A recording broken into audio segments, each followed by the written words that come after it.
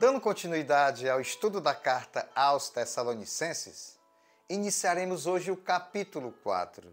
Antes de iniciarmos o estudo, aqueles que ainda não se inscreveram no canal, vá lá, se inscreva, é fácil. Se gostar, dê um like e toque no sino das notificações para você receber novos vídeos, ok? No estudo anterior, nós vimos que o apóstolo Paulo enviou o missionário Timóteo até a cidade de Tessalônica para ele se informar, para ele saber como era o comportamento dos irmãos tessalonicenses, como os irmãos tessalonicenses estavam vivendo diante das perseguições, diante das coisas absurdas que o Império Greco-Romano fazia para perseguir os cristãos. E Timóteo retorna, leva a mensagem para o apóstolo Paulo, dizendo, olha, os tessalonicenses continuam firmes no Evangelho, crerem no Senhor Jesus Cristo, e estão na esperança da vida eterna e na esperança da segunda vinda do nosso Senhor Jesus Cristo. Aqui, nessa primeira parte do capítulo 4, que é o último capítulo, nós vamos ver que o apóstolo Paulo fala a respeito do comportamento do cristão tessalonicense e nós também, como cristãos nos dias de hoje, que nós devemos viver para agradar a Deus. E o agradar a Deus aqui é falando a respeito do comportamento sexual do cristão. Vamos iniciar então a partir do versículo 1. Finalmente, irmãos, nós vos rogamos e exortamos do Senhor Jesus que, como recebestes de nós, quanto à maneira por que deveis viver e agradar a Deus, assim andai, para que abudeis cada vez mais. Pois vós bem sabeis que mandamentos vos temos dado pelo Senhor Jesus. Esta é a vontade de Deus para a vossa santificação, que vos abstenhais da prostituição, que cada um de vós saiba controlar o próprio corpo de forma santa e honrosa, não dominados pelo desejo desenfreado, como os gentios que não conhecem Deus, não conhecem a Deus, e que desta maneira ninguém oprima ou engane a seu irmão. O Senhor é vingador de todas essas coisas, como também antes vos dissemos e testificamos, pois Deus não nos chamou para a impureza, mas para a santificação. Portanto, quem rejeita estas coisas não rejeita ao homem, mas sim a Deus, que vos dá o seu Espírito Santo. Aqui nessa parte 4, nessa parte 1 do capítulo 4, o apóstolo Paulo vai continuar a fortalecer aos tessalonicenses no quesito sexual. Como? Como deve ser o comportamento do cristão?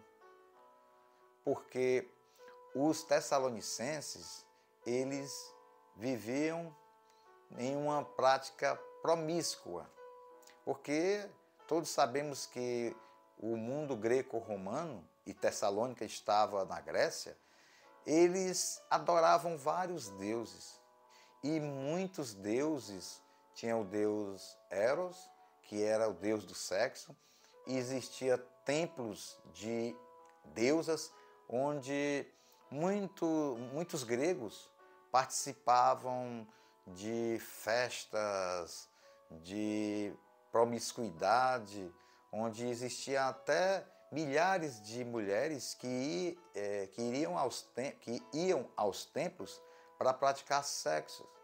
E então, essa prática pecaminosa entre o mundo greco-romano não existia limites. Lá, a lei referente a sexo não tinha, era homens casados que tinham amantes, eram mulheres que traíam os esposos e se divorciavam e voltavam a casar de novo e viviam nessa prática pecaminosa. Não tinha limite a prática sexual. E então o apóstolo Paulo orienta aos Tessalonicenses dizendo, olha, agora vocês não devem mais viver na prática dos pagãos. Vocês agora são filhos de Deus. Vocês receberam o Espírito Santo de Deus. Vocês foram comprados pelo preço altíssimo do sangue de Jesus Cristo naquela cruz, quando ele derramou todo o seu sangue para o resgate de vocês. Portanto, vocês têm que viver para agradar a Deus. E o principal é o corpo. Nosso corpo é templo do Espírito Santo. O Espírito Santo habita no templo do cristão, no corpo do cristão. Se nós temos que andar em santidade, essa santidade tem a ver com o nosso corpo. Temos que ter cuidado de, na área sexual, vivermos para agradar a Deus.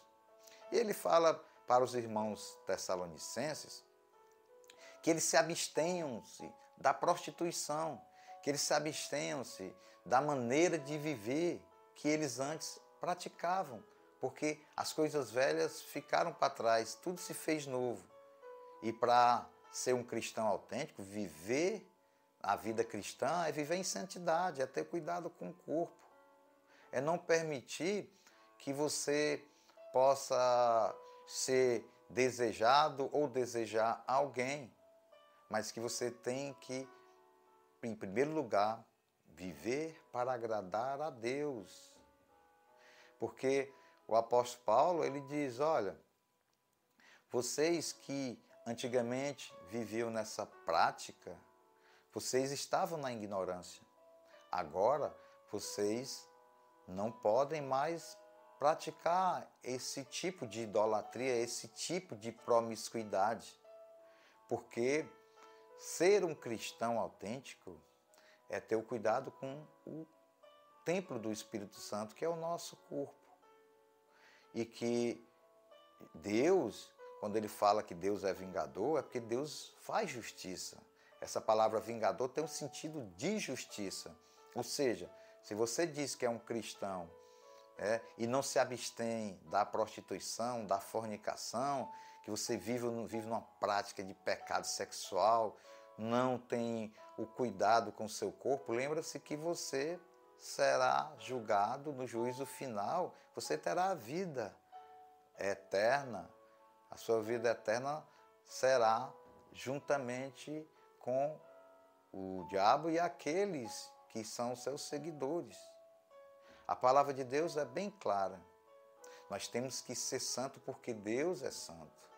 E na questão da prática sexual, ele orienta que a vida sexual, Deus criou o homem e mulher para viver o sexo com amor, mas não para viver apenas com os desejos ilimitados, desejos sexuais nessa prática perversa.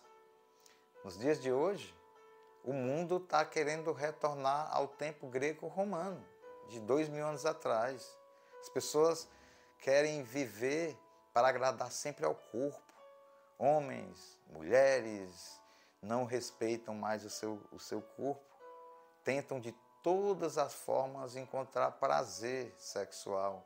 E, na verdade, essas pessoas estão com um vazio. Essas pessoas não conhecem Deus. Porque quando você conhece a Deus, você recebe o Espírito Santo de Deus e ele vai te guiando.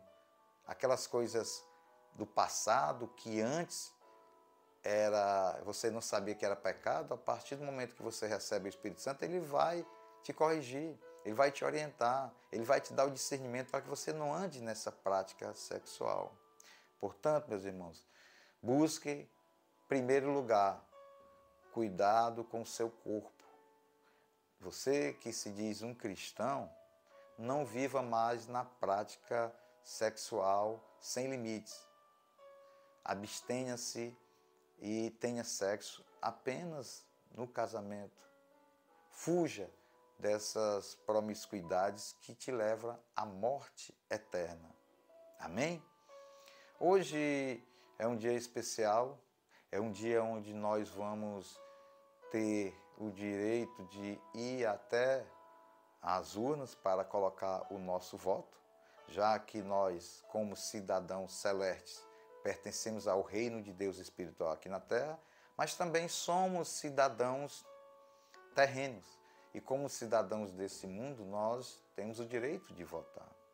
E a palavra de Deus, a Bíblia, ela diz que Deus permite, Deus autoriza os governos no mundo todo. Tudo tem a permissão de Deus. É Deus que coloca um governante, é Deus que retira o governante. E que nós devemos respeitar as autoridades que foram constituídas, que são constituídas e que têm a autorização de Deus. Portanto, votemos com a consciência cristã e pedimos a Deus para que Deus possa estar abençoando um novo governante, que o povo de Deus possa viver em harmonia, possa respeitar as leis humanas, mas que coloquemos em primeiro lugar a palavra de Deus, a disciplina que Deus deixou para que nós possamos viver agradando a Deus. Amém? Oremos. Querido Deus, nós te agradecemos, ó Pai, pela tua mensagem. Te pedimos, Pai, que nós possamos sempre colocar em primeiro lugar a tua vontade, que nós possamos ser obedientes à tua vontade, ó Pai, que nós possamos cuidar do nosso corpo, que é santuário do Espírito Santo de Deus, ó Pai. Não nos deixes, ó Pai, cair na tentação da carne, que possamos viver para agradar a Ti. E hoje, Pai, que nós vamos nas urnas para escolher o nosso governante, que o Senhor possa estar nos dando sabedoria, discernimento, para que possamos dar um voto consciente, a consciência cristã. E que o Senhor, Pai, que é supremo, o Senhor é soberano, o Senhor já sabe de todas as coisas, que o Senhor possa estar abençoando, fortalecendo aquele que for eleito para governar o nosso país nesses 4 anos, ó Pai. Abençoa o teu povo, cuida do teu povo. Nós te pedimos e agradecemos em nome de Jesus. Amém.